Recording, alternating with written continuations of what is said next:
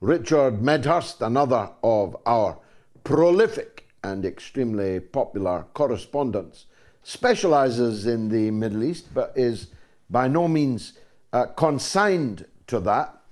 But I fear he is going to be consigned to that this evening and perhaps for many weeks and months to come.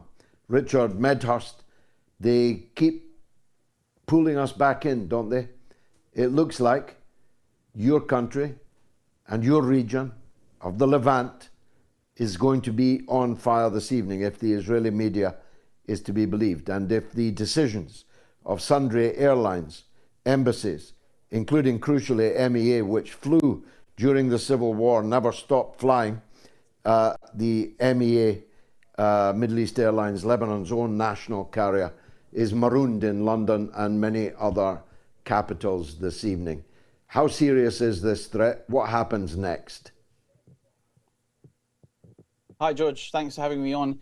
Well, we've been saying several times in the last months that there could be war with Lebanon and Israel. And honestly, I think the Israelis, if they want a war, they should just hurry up and start it instead of trying to find an excuse with the Syrian Druze children that they killed. Because the minute that they start something with Lebanon, the gates of hell are going to be open on them. And again, I don't say that as a matter of opinion or because I would like that to happen. I'm just stating this as an objective fact. For the last months, and keep in mind, we're not at the real war yet, right? But nevertheless, for the last months, we've seen Hezbollah systematically dismantle all of the radar towers, the surveillance, the electronic warfare capabilities that the Israelis have, costing them billions of dollars. We've seen Hezbollah flying the new Hudhud drone over the petrochemical sites, the Haifa port, both military and economic assets. We've seen them also fly over the top. So this is at the highest altitude of 2,000 meters, the top Israeli spy base in the occupied Syrian Golan Heights. We've seen them also fly recently over the Ramat David Air Base. So we've also seen the early warning systems and reconnaissance taken out, these giant balloons, the Skystar 313, the Skydew. So there's nothing that they've left out. They've blinded the Israelis effectively. They've taken out their eyes and ears in the north.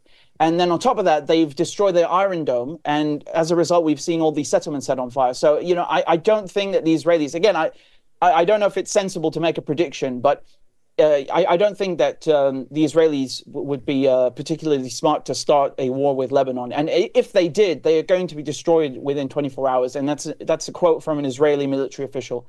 So, if we've seen all of these things happening before the actual quote unquote war, we can only imagine what's going to take place once an actual war begins. All of these economic sites in Israel will be destroyed. And it's going to be, for once, the Israelis that take a real proper thrashing rather than them just, casually bombing Beirut and getting away with it.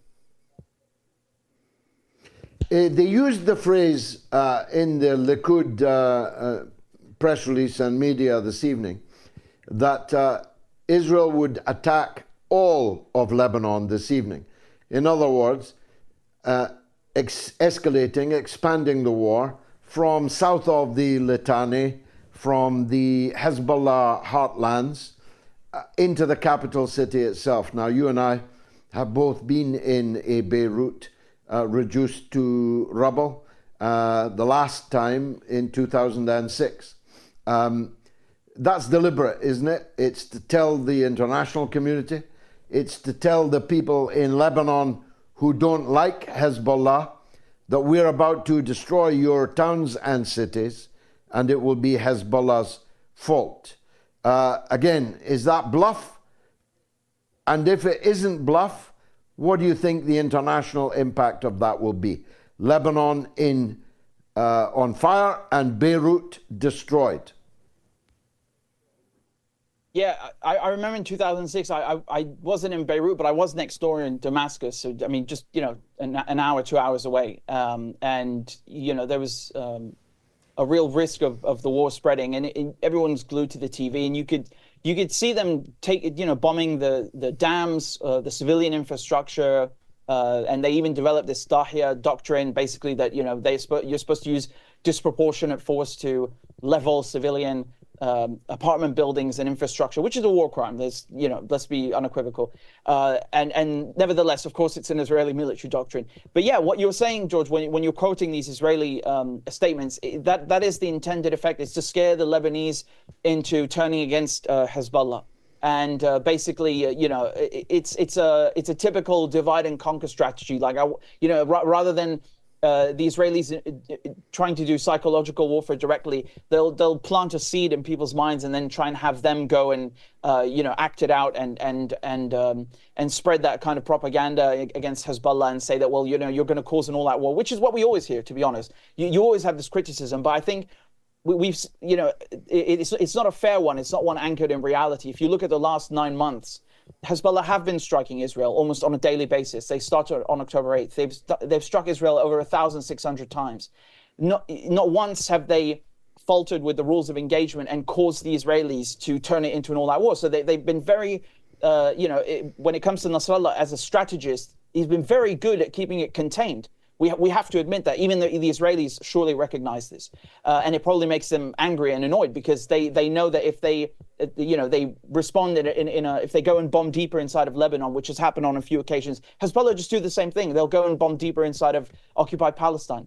So I'll just quote something to you that I read in The Guardian a few hours ago, and they were interviewing people in Lebanon, and one person said they don't vibe with Hezbollah's lifestyle, but they do trust them to protect Lebanon because they're not foreigners. They're just defending their homes. And I think that really encapsulates how most Lebanese feel. Not all of them, but the majority. The foreign minister of Lebanon made the unassailable point that if the belly is to be the explosion on the sports field in Majd al-Shams, then it has no basis in international law. None of the casualties were Israelis. All of them were Syrian nationals of the Druze faith. And the Golan Heights does not belong to Israel. It is illegally occupied territory. So you cannot claim to be acting in self-defense when an incident, whoever was responsible for it, and I made my own views clear in my monologue, when the incident didn't happen in your country or to your compatriots. Absolutely, George. Yeah. You're 100% correct. I mean, the only country in the world that actually thinks the Golan Heights are Israeli is the United States, and that's because of Donald Trump. So, he broke with decades of United States foreign policy. And if you look at United Nations Security Council Resolution 242, which was passed after the 1967 war, where they tell the Israelis to leave all the occupied territories, that includes the Golan Heights. And there are subsequent resolutions also in 1918, 1981, telling the Israelis that their annexation is, quote, null and void. So under international law, the Golan Heights are Syrian. And, of course, Donald Trump can think whatever he likes, and they named a settlement after him called Trump Heights, which sounds ridiculous, but it doesn't change the fact that the people in Majd al-Shams are Syrian, and they're Druze. And if you look at the list of casualties, you'll see from the names, these are all Syrian names. You have Druze names and Christian names, but they're all Syrian. And the thing is, the Israelis are purposely diluting and obfuscating and trying to make it seem like they are Druze citizens of Israel, which is ridiculous because most people who live in most of the Druze community in the Golan Heights rejected Israeli citizenship.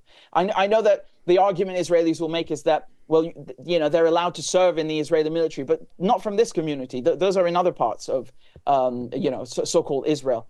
The Syrians in the Golan Heights, the Druze, reject Israel. The majority of them want nothing to do with Israel. They are occupied people. They identify as occupied people, and they identify as Syrians. And they proudly come out and protest with the Syrian flag, and they've done this a million times. So there's no mix-up to be had here. And to be honest, this idea that Israel suddenly cares about children when they've been murdering children every single day, the same day, just yesterday morning, they killed 50 people in Deir al-Balah in Gaza, among them children.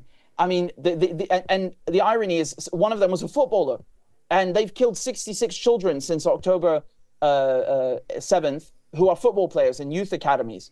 So just to draw that kind of that contrast between Israel pretending that their citizens were killed on a football pitch, complete nonsense. As a matter of fact, I have my doubts that it's Hezbollah, that we can blame Hezbollah or say that Hezbollah are responsible, because as I was saying before, they've struck Israel 1,600 times. They've never accidentally hit any Druze communities or civilians. On the contrary, it's the Israelis, their Iron Dome, which has misfired on Majd al-Shams, on this exact same town. Just in April, a few months ago, this happened, and it was recorded on video. So these are Syrian citizens. The Israelis have no sovereignty over this piece of land, and any attack that they would predicate on, and base on what happened to these Syrian Druze is, it's completely absent of any logic. I know the Druze people very well, but for those watching who don't, kindly describe what do we mean? Who do we mean by the Druze? Well, Druze are, in Syria you have dozens of ethnic groups and religious groups, and Druze are one of them. So they're people who, no matter where you find them, if you find them in Lebanon, they'll identify as Lebanese, and in Syria as Syrians. And they're very loyal to their country, and they have no problem integrating, and they are just simply a religious sect of Shia Islam. So just like you would have Syrian Christians, you have Syrian Druze. So it's just identifying their particular religious sect, and they're very private about their religion. They keep it to themselves. It's not something that they flaunt in other people's faces and make a big deal about. They're very, very respectable people, very kind people, and you will find them all across the Middle East, but especially most of all in Syria, Lebanon, and of course in occupied Palestine. And I wore this because it looks similar to their colors, but they identify 100% as Syrian inside of Syria, and in Lebanon as Lebanese. And I know that, as I was saying before, that the Israelis allow them in their army. But again, we have to remember that 100,000 of them were ethnically cleansed from the Golan Heights and dispersed in other areas. And you have some Druze in the Israeli military, but they are not Druze that come from the Golan Heights or who identify as Syrian. So that's what I could say. The Olympic Games is underway. Israel, according to the Israeli government, is bringing sunshine to the Seine.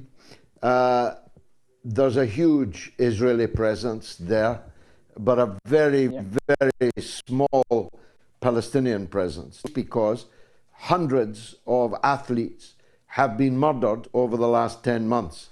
What do you think the feeling is in the area towards not just the participation of Israel in the Olympic Games, but the scenes that we saw in the opening ceremony last night? I have been to the cave in Syria where the Last Supper is thought to have been taken.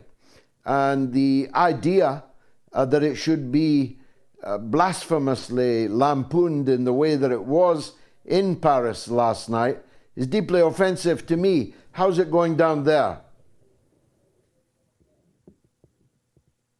Well, about the Olympic Games, George, I think I'm Christian myself. I understand why people are offended by the mockery of this, Last Supper scene, and I know they've apologized for it and so on, but I think, which as you rightly began by saying with the Israeli presence, I think that should be the main focus, because for me, what's much more offensive is allowing the Israelis to be there in the first place. And I don't know if they're trying to divert attention or something away from that by causing such a huge row with this giant opening ceremony.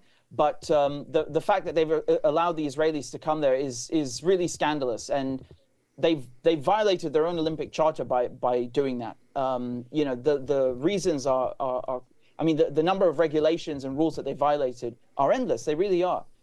If you look at the Olympic charter, it says there's a mission, there's a peace mission, and they use that as a basis to ban Russian and Russian athletes and athletes from Belarus. And they said that if they have any connection to the security services or the army or any pro-war statements. They can't participate in the Olympics as neutral players. So first of all, they can't come with their own flags, and in addition to that, they have to jump through hoops, no pun intended, to participate. And with the Israelis, every single athlete is a soldier. Every single one of them. There's only very rare exceptions, they've all been at this Wingate Institute, which is basically a facility that hosts all the national teams and is an IDF base. So you can see the mixing of military and athletics there, and also on their social media, all of them have posted things like dedicating their medals to the Israeli forces, saying thank you to the heroic Israeli soldiers, saying that they should erase Gaza. I mean, I haven't finished with my investigation, but the number of things that they've said, the amount of things they've said to support the war effort, it's truly staggering. It's outrageous. Almost every single section of the Israeli Olympic team, any sport you can think of, taekwondo, fencing, there's one athlete at the very least, who said something like this. And the Russian players, they're not in the army. I don't know of any of them that are in the army, and none of them did anything close or remotely close to what the Israeli athletes are saying. Including signing bonds, for example. That's something else that the Israeli flag bearer was doing. So the double standard is staggering, and not only that. Let's put aside the individual athletes for a second, but they've been slaughtering the Palestinian team. They killed the Olympic coach, the coach for the Olympic football team. Is dead. They murdered him a few months ago with his family.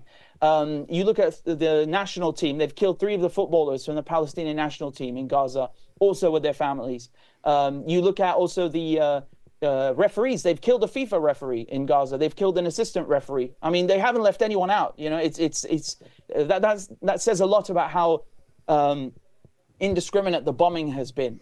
And not only that, but you saw how they degraded the sports facilities. I mean, there's not one football pitch in Gaza that has not been damaged or destroyed by the Israelis. And the Yarmouk Stadium, they went and changed it into a concentration camp. You saw them stripping men and even boys. You had boys as young as 10 in their underwear with blindfolds. And they were bulldozing the grass in the back so they can't play football on the pitch anymore. It's just sadistic. We could really sit here all night and list all the reasons. But, let's be unequivocal. The Israelis have violated FIFA regulations, the human rights policy, the Olympic Charter, and they shouldn't be anywhere near the Olympics. And the Football Association should be banned as well. So, it's really disgusting what they did with the opening ceremony, but I'm more offended by the Israelis being there, to be honest. Mm. Richard Medhurst, as always, thanks for joining us on the mother of all talk shows.